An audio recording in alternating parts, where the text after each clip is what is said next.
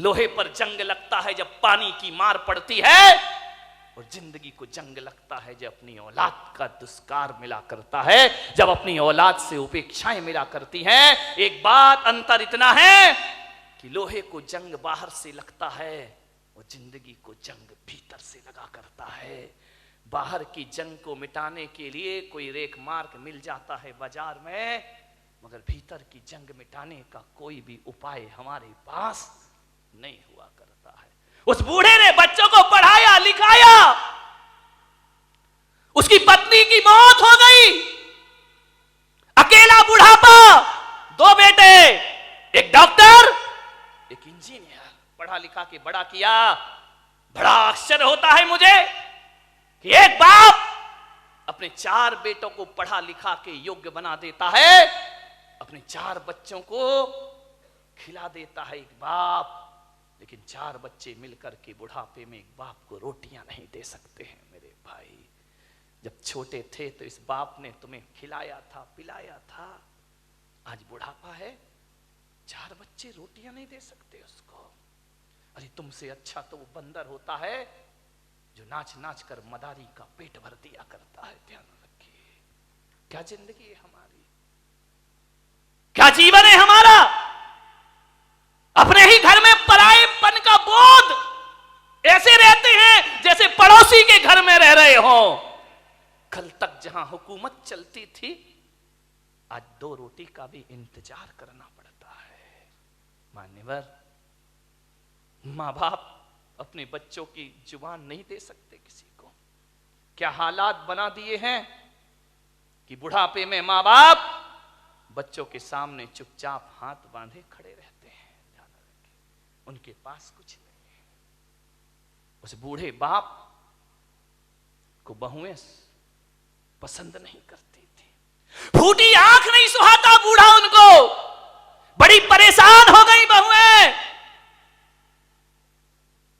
बूढ़े बाप ने देखा, यार इन बच्चों को मैंने पाला पोसा बड़ा किया, आप विचार तो करो एक बार, माँ बाप की तपस्याएं, मैं संत हूं, मैं दिगंबर संत हूं, लेकिन आज मैं आपके सामने कह रहा हूं कि 23 साल हो गए मुझे सन्यास में रहते रहते, लेकिन मैं विश्वास के साथ कहता हूं कि 23 साल में जितनी तपस्या मैंने नहीं की होगी, उससे ज्यादा तपस्या मेरी मां ने मुझे पालने में की होगी। मां ने ध्यान रखिए, क्या पाते हो तुम अपनी जिंदगी में, मां बाप के एहसान।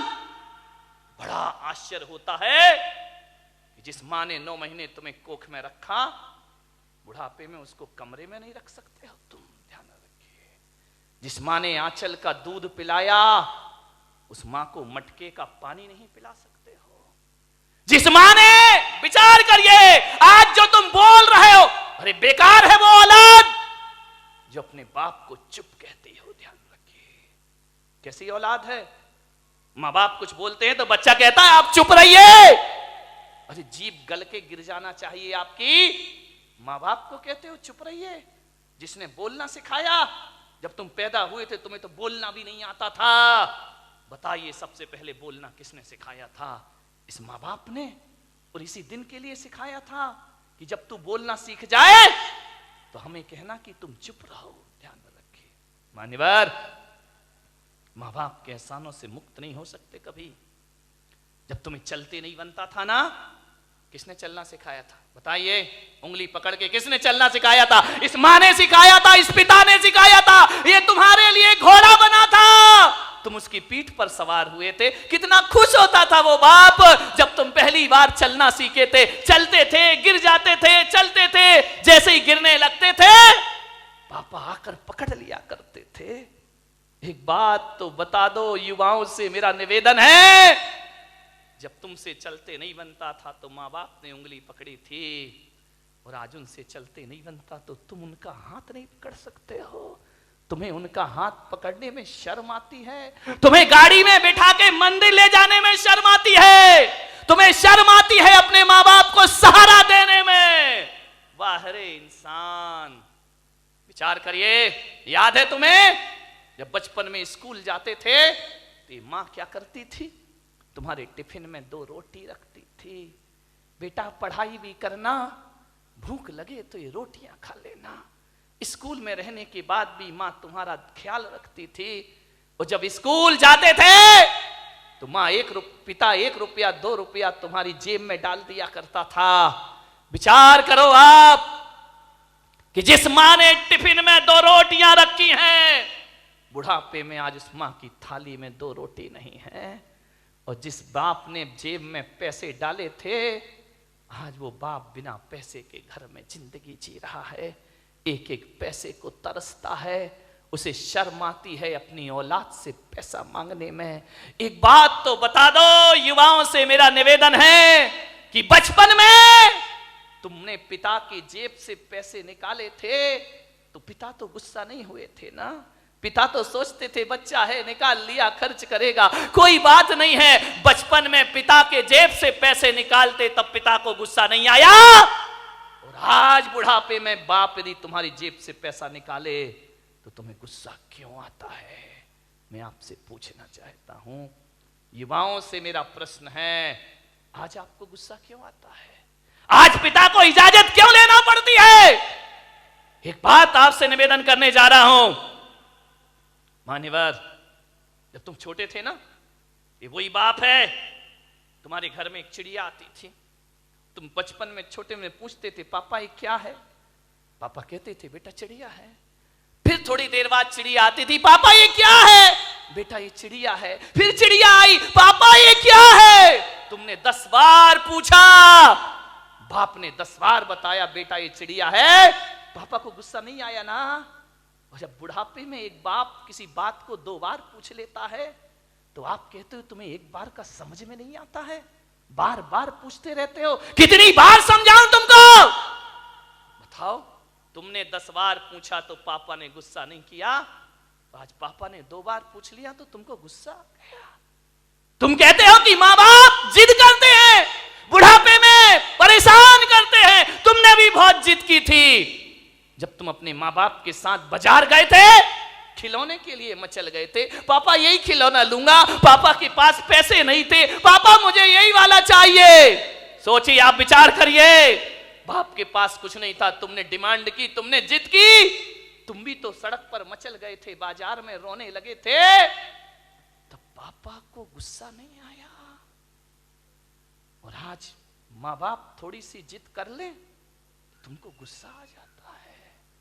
किस काम की जिंदगी है ये तुम्हारी? मान्यवर, विचार करिए, तुमने कितना परेशान किया है माँ बाप को। उस परेशानी का यदि 1% भी चुका सको तो माँ बाप खुशी से अपनी जिंदगी जी लेंगे। मेरे भाई, मैं आपसे निवेदन करता हूं, माँ बाप का सम्मान ना कर सको कोई बात नहीं है, ज्यादा उनका मान प्रतिष्ठा ना दे सको कोई बात नहीं, लेकिन मेरा आपसे आज एक निवेदन है, इज्जत ना दे सको कोई बात नहीं, मगर ऐसा तो करो कि माँ बाप इज्जत से उस घर में रह सके। ध्यान रखें, इतना तो कर सकते हो ना कि सम्मान की जिंदगी जी सके। वो क्या करते हम माँ बाप के लिए? स्वामी विवेकानंद बहुत बड़े संत हुए, अमेरिका गए, उन्होंने अपना भाषण दिया, प्रवचन दिया, मां पर बहुत अच्छा बोलते थे। वो कहते थे मां से अच्छा कुछ नहीं होता, मां से बड़ा कोई धर्म नहीं होता है, पिता से बड़ा कोई धर्म नहीं होता, कोई कर्तव्य नहीं होता हमारा।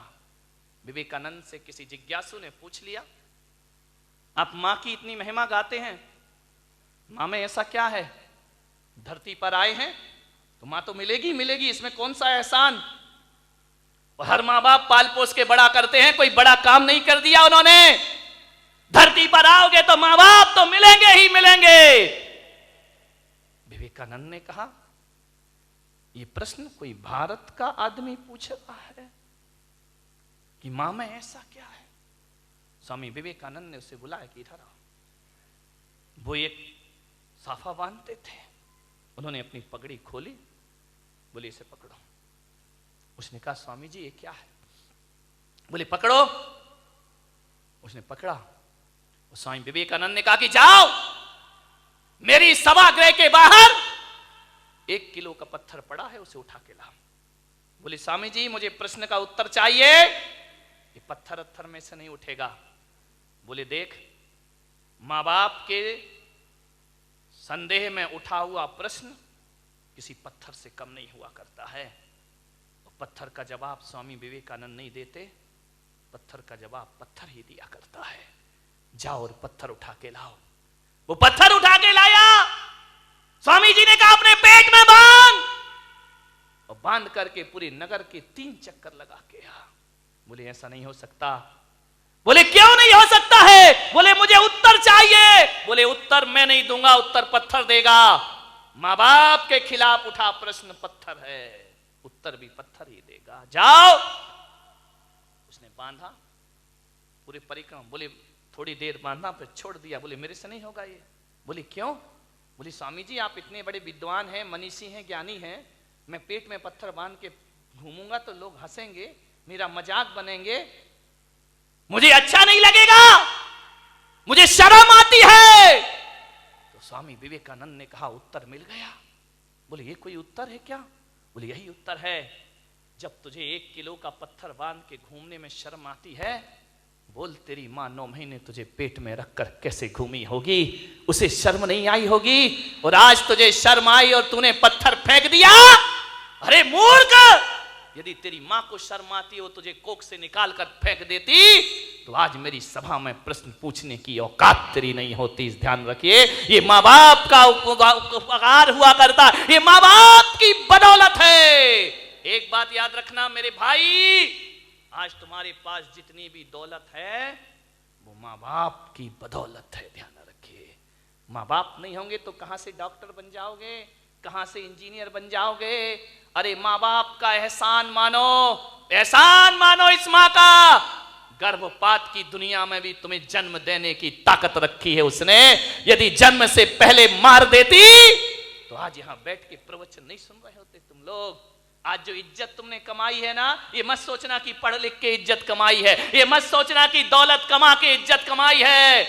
आज किसी संत की सभा में इज्जत से बैठे हो तो अपनी बदौलत नहीं, अपने मां बाप की बदौलत बैठे हुए हो। ध्यान रखिए।